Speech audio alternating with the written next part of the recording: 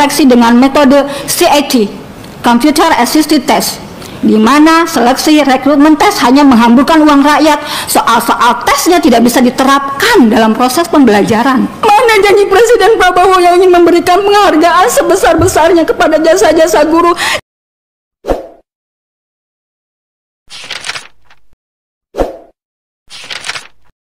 PLPG Indonesia, monggo. Oh, Ibu yang mau sampaikan, monggo Bu. Ya, bismillahirrahmanirrahim. Assalamualaikum warahmatullahi wabarakatuh. Salam sejahtera bagi kita semua. Shalom, Om Swastiastu, Namo Buddhaya, salam kebajikan.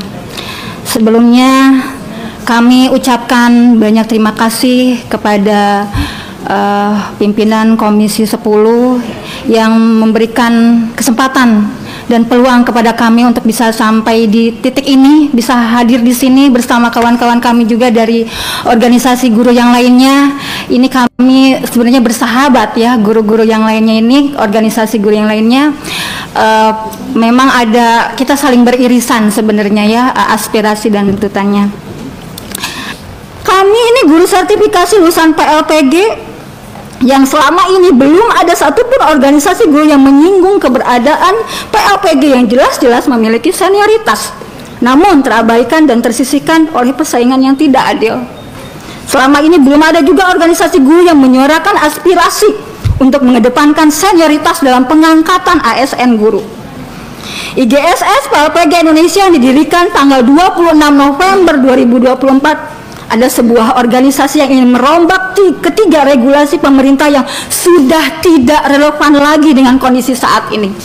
Yaitu 1. PP nomor 11 tahun 2017 tentang manajemen pegawai negeri sipil pasal 23, di mana pemerintah mengangkat PNS hanya bagi mereka yang muda usia minim pengalaman dan belum bersertifikasi, hanya bagi usia 18 sampai 35 tahun saja. Lalu bagaimana dengan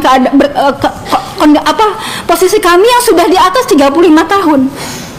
Seharusnya pemerintah lebih mengutamakan profesionalisme, dedikasi, pengalaman, dan senioritas. 2. Peraturan BKN tentang pelaksanaan seleksi dengan metode CAT, Computer Assisted Test, di mana seleksi rekrutmen tes hanya menghamburkan uang rakyat. Soal-soal tesnya tidak bisa diterapkan dalam proses pembelajaran, serta menghasilkan barisan guru-guru sakit hati. Karena apa? Pada ujungnya hanya menghasilkan gejolak, kesenjangan, dan ketidakaturan.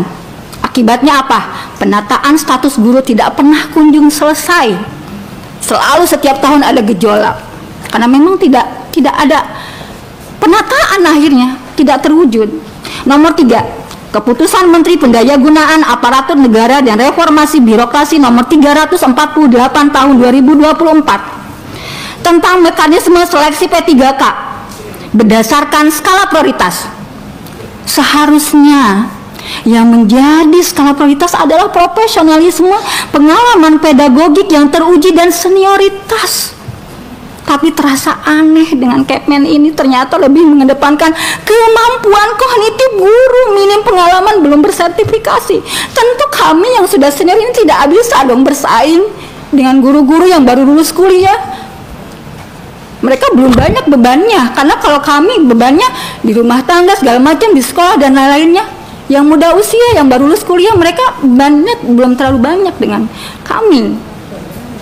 Kami berbeda dengan organisasi guru lainnya, bukan untuk menuntut kesejahteraan, karena kami sudah mendapatkan TPG dari pemerintah dan kami sangat mensyukurinya. Kami bukan menuntut kenaikan TPG, tidak, tapi menuntut agar nominalnya disesuaikan dengan masa kerja kami yang sebenarnya dihitung sesuai tahun berjalan. Jangan sampai kami sudah mengabdi lebih dari 20 tahun tapi yang diakui hanya 4 tahun. Ini kemana yang 16 tahun lebihnya? Kenapa dianggap goib? Jika ada rencana kenaikan TPG, maka utamakan besarannya sesuai senioritas, tanpa ada perbedaan nominal antara PNS dan non-PNS. Jadi aneh kalau kemarin disinggung di pidato Hari Guru Nasional atau yang disampaikan oleh Bapak Menteri Abdul Muti itu benar-benar belum memenuhi rasa keadilan bagi kami, karena ada perbedaan nominal antara PNS dan non-PNS. Kenapa yang PNS dihitung dengan 1 kali gaji pokok, kami hanya naik 500.000? Di mana rasa keadilannya? Dan itu akan terus mencederai hati guru, terutama yang swasta. Terkait dengan pengangkatan ASN guru, selama ini pemerintah merekrut secara rutin setiap tahunnya melalui tes CPNS dan tes P3K yang pastinya menghabiskan dana APBN yang tidak sedikit. Pertanyaannya, untuk apa pemerintah mengadakan PLPG jika kemudian yang menjadi PNS atau P3 adalah guru-guru muda usia minim pengalaman yang belum bersertifikat pendidik?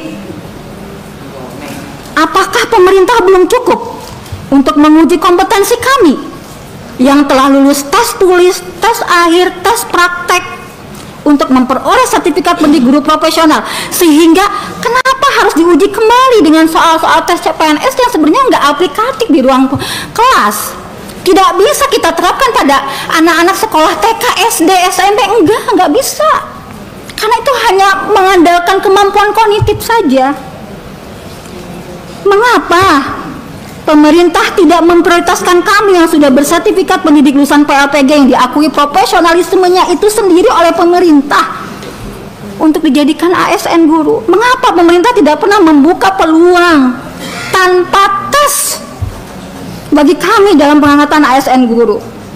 Tidak pernahkah terbayangkan oleh pemerintah bagaimana guru-guru senior nih mau menjelang pensiunnya aja masih harus berjuang ikut tes, ya, dari pedesaan aja harus ke perkotaan, harus menyeberang sungai segala macam.